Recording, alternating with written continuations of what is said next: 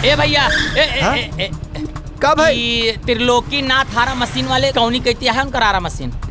यही अंदर वहाँ है गलिया में। हाँ ठीक ठीक धन्यवाद। चल हाँ। चल चल चल चल चल।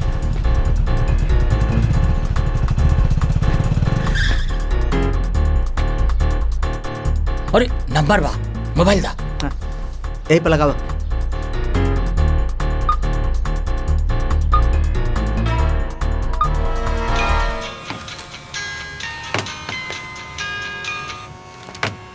हेलो जी प्रणाम। हाँ प्रणाम। रउआ के बानी? अरे राउर शुभ चिंता। जी जी बोली बोली। अरे राउर जौन लइका के शादी तय कैले बानी उ लइकी या के चरित्र ठीक नहीं खेबा। रउआ के कैसे पता? अरे राउर होखे वाली पतो के हम पट्टीदार बोलतानी। अच्छा अच्छा अच्छा पटीदार बोलतानी। जी जी जी सोचनी है कि रउआ साथे गलत होके उससे पहले बता दी, यही खातिर रउआ से कांटेक्ट कैनी है। महाराज रउआ तो हमरा के चिंता में डाल देनी। चिंता में डाल देनी कि चिंता से निकाल ले ली। ए जी हम रउआ से मिले चाहतानी। राउर हम आहारा मशीन पे ही बानी जा। राउर बोर्ड से ही नंबर निकाल के हम फोन कैनी है। रउआ एजा चल आई नु। जी जी जी प्रणाम। हाँ चला।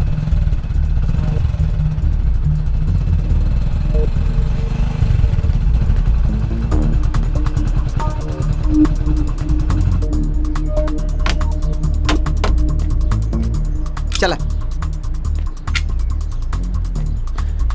अरे जल्दी जल्दी करा, लकड़िया लोड करे के बा। हाँ करा तनी। हाँ। चिंता मत करी, हो जाए काम। अरे प्रणाम प्रणाम। आई बैठी। अरे रउआ भी बैठी ना। रउआ बैठी, आप तो मेहमान बाड़ी नु। अरे ले आओ रे, चाय पानी ले आओ। हाँ, अरे नाश्ता पानी ले आओ, थोड़ा स्वागत वागत कर। हाँ तो बताई, रउआ जरा विस्तार से बताई। अरे तीनों लड़कियां ना बड़ी चरित्रहीन बाड़ी जा। और रउआ तो जनते बानी बिना माई बाप के लइका वैसे भी बेलगाम हो जाला। अच्छा अच्छा अच्छा। हमनी से पूरा गांव जवार चलेलन सन। काहे से हमनी दोनों भाई सच बोलीले सन। हाँ सही है। वैसे भी आजकल के जमाना में कहाँ क्यों भलाई के बारे में सोचेला। हमनी ता रउआ भलाई खातिर उतनी दूर से अपन पेट्रोलो जला के आइल बानी जा। वाह वाह वाह, रउआ तो कितना महान बानी। उहे सोचत रहनी है कि रउआ सबके कैसे खातिर सत्कार करी। स्वागत वागत ना करी, बस चुपचाप आप रउआ उहे बियाह कैंसिल कर दी। बियाह कैंसिल कर दी। आज ले पट्टीदार केहू पट्टीदार के भलाई सोचले बा। अब तोहनी के कितना नीच बाड़ा सब। जौना लड़की के माँ बाप केहू नहीं खे, वहाँ के तोहनी के मदद करे के चाही। आ गए यहाँ बियाह काटे। तोहनी जैसन समाज के दुश्मनन के सबक सिखवाही का पड़ी। अरे लिया रे लाठी उठी, बत्था छोड़ाओ तू लोग के। अरे का करत तानी महाराज, हम त रउआ भलाई खातिर रहनी है। मारा सुना अरे नंदा वो बात है ही कारे। अरे आज भलाई के जमाना नहीं गए भाई। मार से सुन के पीछे से गाड़ी चल स्पीड से। और हाँ बियाहे में लौकी मत ना तो गाँव जवार में ऐसा बेइज्जत करब कि तोहर आत्मा कांप जाई।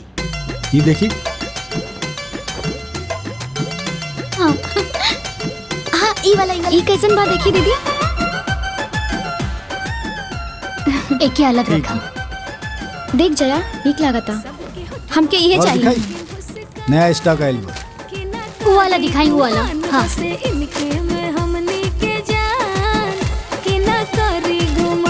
ई देखा रिश्तेदार के देवे खातिर कैसन बा ना। ठीक बा, ये सब अलग रखा था।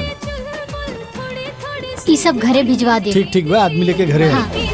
प्रणाम। प्रणाम।